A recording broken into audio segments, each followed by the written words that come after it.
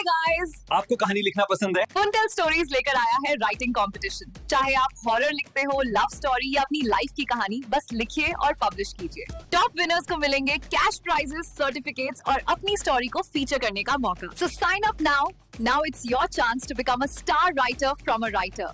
Hari up, entries are open for a limited time only.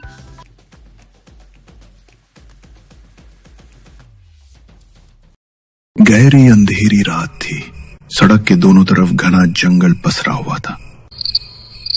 रात के सन्नाटे में जंगल से जंगली जानवरों की आवाज और किसी के कदमों की आहट सुनाई दे रही थी। सड़क पर करीब 20 से 25 साल की एक युवती ठंड से कांपते हुए अपने कंधों को हाथों से सिकोड़े शायद किसी मदद की तलाश कर रही थी। उसने भरी ठंड में लाल रंग की साड़ी पहन रखी थी। हवा उसके शरीर को चीरती हुई गुजर रही थी। उसके चेहरे पर अजीब सी शिकन थी। काश कोई तो मिल जाए मदद के लिए, वरना आज तो मैं जिंदा नहीं बचूंगी। उसने इधर उधर नजरें दौड़ाई। कुछ दूरी पर एक काली गाड़ी खड़ी दिखाई दी। वो तेज कदमों से गाड़ी की ओर बढ़ी और शीशे पर खटखटाया, लेकिन कोई जवाब नहीं आया। लगता है गाड़ी के अंदर कोई नहीं है, लेकिन अगर गाड़ी यहाँ खड़ी है तो इसका मालिक कहीं आसपास ही होगा। मुझे उसे ढूंढना होगा। मैं यहाँ अकेली फंसी नहीं रह सकती। श्रुति उसे ढूंढने के लिए इधर उधर देखने लगी। सड़क के दाहिनी तरफ बने जंगली रास्ते से अजीब सी आवाज आई, जैसे कोई जोर जोर से हाँफ रहा हो। लगता है गाड़ी का मालिक अंदर है। हिम्मत कर श्रुति, आगे बढ़। श्रुति ने हिम्मत जुटाई और आगे कदम बढ़ाए। उसने इधर उधर नजरें दौड़ाई, लेकिन वहां कोई दिखाई नहीं दिया। अचानक उसके कंधे पर किसी के हाथ का एहसास हुआ। वो घबराई। ठंडी रात में भी उसका पूरा शरीर पसीने से भीग गया। तभी उसके कानों में एक आवाज पड़ी। आप यहाँ इस सुनसान जंगल में अकेली कैसे रह गई? क्या आपकी गाड़ी खराब हो गई है या कोई और परेशानी है? रात में ये जंगली इलाका बिल्कुल ही सुरक्षित नहीं है। उस आवाज को सुनकर श्रुति पीछे मुड़ी। उसके सामने करीब 30-32 साल का नौजवान खड़ा था। श्रुति को देखते ही उसकी आंखों में अजीब सी चमक आ गई। आप कुछ बोल क्यों नहीं रही हैं? चलिए यहाँ से बाहर चलते हैं, ये जगह खतरे से खाली नहीं है। उस लड़के ने गाड़ी की तरफ देखने का इशारा करते हुए कहा। आपके कपड़े भीग गए हैं और आप कांप भी रही हैं।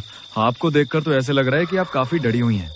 अगर चाहें तो मेरी गाड़ी में बैठकर थोड़ा आराम कर सकती है, या फिर बताइए आपको कहीं जाना है तो मैं आपको छोड़ देता हूँ। दरअसल मैं मदद की तलाश में ही यहाँ आई थी। कुछ लड़के मेरे पीछे पड़ गए थे, बड़ी मुश्किल से उनसे बचकर भागी हूँ। आप अच्छे इंसान लगते हैं। मेरा घर यही पास वाले गांव में है। क्या आप मुझे मेरे घर तक छोड़ देंगे? अरे हाँ, क्यों नहीं। आइए गाड़ी में बैठ जाइए, मैं ड्रॉप कर देता हूँ तुम्हें। वो दोनों गाड़ी में बैठने ही वाले थे कि अचानक मूसलाधार बारिश शुरू हो गई। श्रुति भीग चुकी थी और जल्दी से अंदर बैठ गई। लाल साड़ी में वो पहले ही खूबसूरत लग रही थी। अब उसके भीगे चेहरे और शरीर से टपकती बूंदें बार बार अरुण का ध्यान उसकी ओर खींच रही थी। गाड़ी स्टार्ट क्यों नहीं हो रही? नहीं होगी अभी, बस मेरा ध्यान थोड़ा भटक गया था। ऐसा कहते हुए अरुण ने श्रुति की ओर हल्की मुस्कान दी। श्रुति भी हल्का मुस्कुराई और नजरें झुका ली। गाड़ी चलते हुए अरुण का ध्यान बार बार भटक रहा था। अचानक उसकी नजर सामने पड़ी और एक जली हुई औरत गाड़ी के सामने टकरा गई। अरुण ने झटके से ब्रेक लगाया। क्या हुआ? आपने अचानक गाड़ी क्यों रोक दी? तुमने देखा, वो औरत हमारी गाड़ी से टकराई। वो पूरी जली हुई थी। हमें उसे बचाना होगा। आपको गलतफहमी हुई है। जब से आप गाड़ी चला रहे हो मेरा ध्यान सामने ही है। आपकी गाड़ी से कोई नहीं टकराया। इस सुनसान रास्ते पर इंसान तो क्या, कोई जानवर भी अब तक नहीं दिखा। फिर एक जली हुई औरत आपकी गाड़ी के सामने कैसे आ सकती है? क्या? अगर गाड़ी के सामने कोई नहीं आया तो फिर मैंने किसे देखा? आपको भ्रम हुआ रहेगा, शायद नींद की वजह से। मेरा घर यहीं से बस 10 मिनट की दूरी पर है। आज रात आप मेरे घर रुक जाइए, सुबह आराम से निकल जाना। अरुण ने हिम्मत जुटाकर गाड़ी दोबारा स्टार्ट की। श्रुति रास्ता बताती रही और जैसे उसने कहा था 10-15 मिनट में गाड़ी श्रुति के घर के सामने रुक गई। श्रुति गाड़ी से उतर गई। अरुण भी उतरने ही वाला था कि अचानक उसकी नजर गाड़ी के शीशे पर गई। गाड़ी की पिछली सीट पर वही जली हुई औरत बैठी थी। उसकी आंखें जलती आग जैसी सीधा अरुण की तरफ घूर रही थी। अरुण डर के मारे पसीने पसीने हो गया। उसने गाड़ी का दरवाजा खोलने की कोशिश की, लेकिन दरवाजा जैसे जाम हो गया था। अरुण चीख पड़ा और तभी गाड़ी का दरवाजा खुल गया। कि क्या हो गया आपको? आप इस तरह चिल्ला क्यों रहे हैं? और इतना पसीना? आप ठीक तो है ना? हाँ, मैं ठीक हूँ। दरअसल गाड़ी का दरवाजा जाम हो गया था और मुझे घुटन सी हो रही थी। चलो तुम्हारे घर के अंदर चलते हैं, मुझे कुछ ठीक नहीं लग रहा। अरुण ने गाड़ी से निकलकर उसे लॉक कर दिया और श्रुति के घर की ओर बढ़ा। गांव के बीचों बीच श्रुति का छोटा सा कच्चा मकान था। दीवारें मिट्टी से लीपी हुई थी। अंदर सिर्फ एक बल्ब की हल्की रोशनी जल रही थी। बाकी कमरा आधे अंधेरे में डूबा हुआ था। आप बैठिए, मैं आपके लिए पानी लेकर आती हूँ। वैसे तुम्हारे साथ यहाँ और कोई रहता नहीं है क्या? इस घर में आप अकेली ही रहती हो? और आपके घर वाले? घर और परिवार दोनों में बस मैं ही हूँ। कुछ साल पहले माँ चल बसी और उसके 1 साल बाद पिताजी भी चले गए। खेत में काम करती हूँ, उनसे जो थोड़े बहुत पैसे मिलते हैं उसी से गुजारा करती हूँ। आज खेत से ही लौट रही थी जब वो लड़के मेरे पीछे पड़ गए। अच्छा हुआ जो आप रास्ते में मिल गए, वरना पता नहीं आज मैं अपने घर तक कैसे पहुंचती। अरुण उसकी बात सुनकर बिल्कुल चुप हो गया। उसे समझ ही नहीं आया कि क्या जवाब दे। थोड़ी देर बाद श्रुति चाय का प्याला लेकर आई और अरुण के हाथ में थमा दिया। वैसे आपके परिवार में कौन कौन है? आपको देखकर तो लगता है कि आप शादीशुदा हैं। नहीं नहीं, शादीशुदा तो बिल्कुल नहीं हूँ। लेकिन अगर कोई खूबसूरत सी लड़की मेरी जिंदगी में आना चाहे तो मेरे दिल के रास्ते हमेशा खुले हैं। दरअसल बहुत देर से एक बात कहना चाह रहा था, लेकिन हिम्मत नहीं जुटा पा रहा था। आप बहुत खूबसूरत हैं। इतनी खूबसूरत लड़की का इस तरह अकेले रहना सही नहीं लगता। मेरे साथ शहर चलो, मैं तुमसे शादी कर लूंगा। आप तो शहर के पढ़े लिखे बाबू हैं। मुझ जैसी गांव की लड़की से शादी क्यों करेंगे? मुझसे ऐसी चिकनी चुपड़ी बातें मत कीजिए। अरे चिकनी चुपड़ी बातें नहीं कर रहा, सच कह रहा हूँ। तुम बहुत खूबसूरत हो और सच में मन कर रहा है कि तुमसे अभी इसी वक्त शादी कर ले। अरुण धीरे धीरे श्रुति की तरफ बढ़ा। जैसे ही उसने उसके पल्लू को छुआ, अरुण को जोरदार झटका लगा और उसका हाथ बुरी तरह जलने लगा।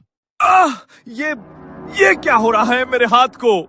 अरुण ने घबराकर अपना हाथ संभाला और श्रुति की तरफ देखा, लेकिन उसी पल श्रुति धुएं में बदलकर अचानक गायब हो गई। अरुण के चेहरे का रंग उड़ गया। ये सब क्या हो रहा है मेरे साथ? ये मेरा वहम है, ऐसा नहीं हो सकता। वो ऐसे सामने से गायब नहीं हो सकती। अरुण ने पूरे घर में नजरें दौड़ाई, लेकिन श्रुति कहीं नजर नहीं आई। डर से उसका दिल तेज धड़कने लगा। वो दरवाजे की तरफ भागा, पर दरवाजा अपने आप बंद हो गया।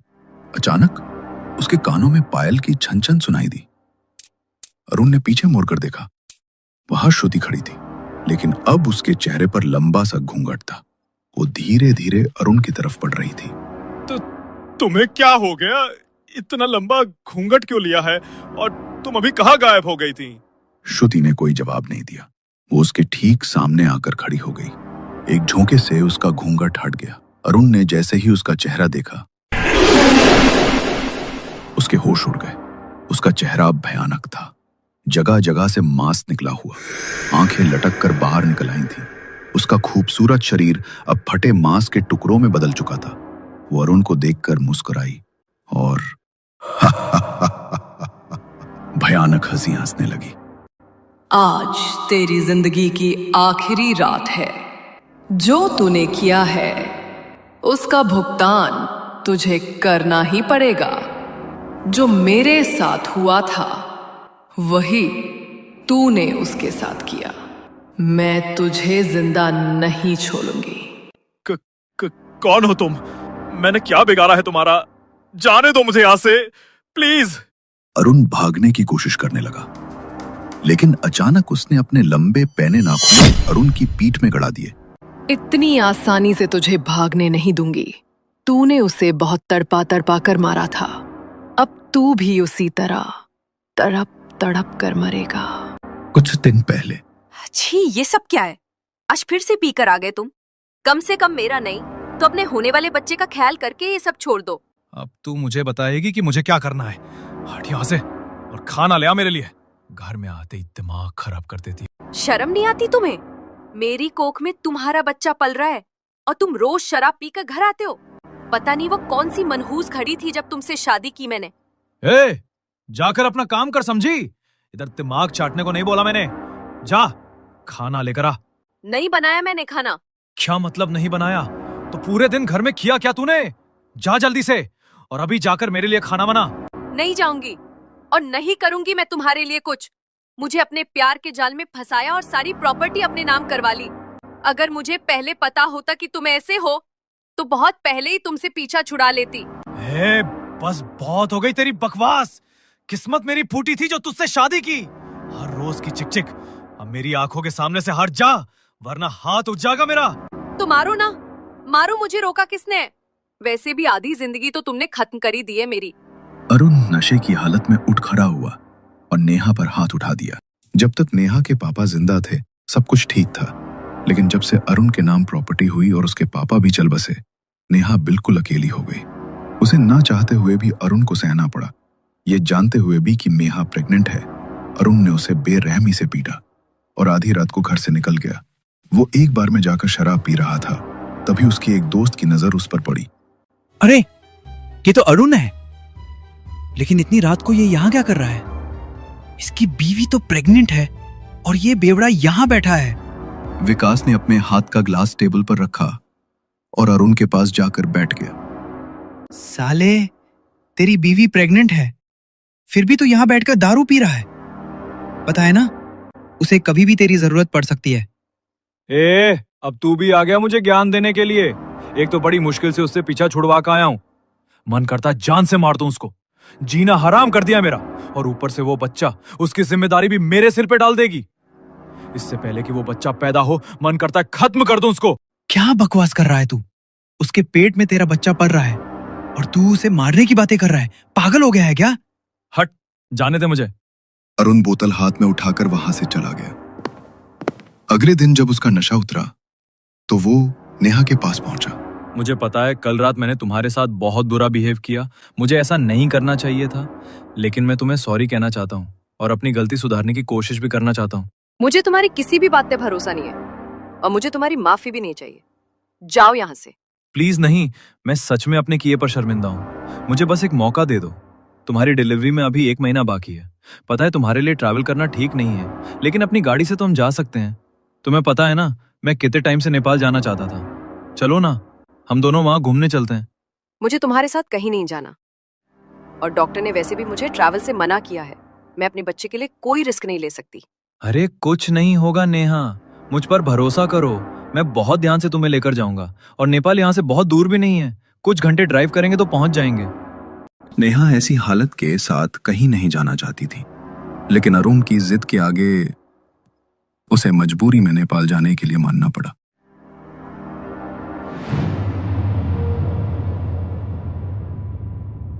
वो गाड़ी लेकर नेपाल के पहाड़ी रास्तों पर निकल गए। रात होते होते वो वहां पहुंच चुके थे। रोड के दोनों तरफ सिर्फ घना जंगल था। अरुण, थैंक यू यार, मुझे घुमाने लाने के लिए। आज से हम हमें जिंदगी की नई शुरुआत करेंगे। तुम भी ये ड्रिंकिंग की आदत छोड़ दो। लेकिन यार, मैं गाड़ी में बहुत परेशान हो रही हूँ। आखिर कितनी दूर है होटल? यहाँ तो दूर दूर तक होटल तो क्या, इस जंगल के अलावा कुछ भी नजर नहीं आ रहा। हाँ, क्योंकि यहाँ आसपास कुछ है ही नहीं, और अब तुम्हें यहाँ कुछ नजर आएगा भी नहीं। क्या मतलब? मतलब ये कि अब तुम मरने वाली हो और तुम्हें बचाने के लिए यहाँ कोई नहीं है। बेवकूफ लड़की, मुझ पर भरोसा कर लिया और अपना सब कुछ मेरे नाम भी कर दिया। अब जब सब कुछ मेरे नाम हो चुका है तो तुम मेरे किस काम की हो? तुम्हारे साथ रहकर मैं बंधा हुआ महसूस करता हूं और इस बच्चे को भी इस दुनिया में नहीं आने देना चाहता। इसलिए गुड बाय मेरी प्यारी पत्नी। क्या? इससे पहले कि नेहा कुछ और कह पाती, अरुण ने उसके मुंह पर रुमाल रख दिया। उस पर बेहोशी की दवा लगी हुई थी। नेहा की आंखें धीरे धीरे बंद हो गईं और वो बेहोश होकर गिर पड़ी। अरुण ने उसे गाड़ी से निकाला, जंगल के अंदर घसीट कर ले गया, फिर चाकुओं से उस पर वार करने लगा। उसने नेहा के मुंह पर हाथ रख दिया ताकि उसकी चीखें जंगल के जानवरों तक भी ना पहुंच पाए। उसे मारकर अरुण ने जंगल की मिट्टी में दफना दिया। लेकिन सानों पहले भी किसी और औरत के साथ यही हुआ था। वो भी गर्भवती थी और उसे भी ऐसे ही इल्जाम लगाकर मार दिया गया था। उसकी आत्मा आज भी इन पहाड़ों में भटकती है और जब भी किसी औरत के साथ अन्याय होता है वो कीच कांडी बनकर अपना बदला लेती है। किचकांडी के नाखून अरुण की पीठ में गड़े हुए थे। नेहा को तो न्याय मिल गया, लेकिन कीच कांडी की आत्मा आज भी नेपाल के इन पहाड़ों में भटकती है, हर उस शिकार की तलाश में जो अपनी पत्नी के साथ अन्याय करने की हिम्मत करता है।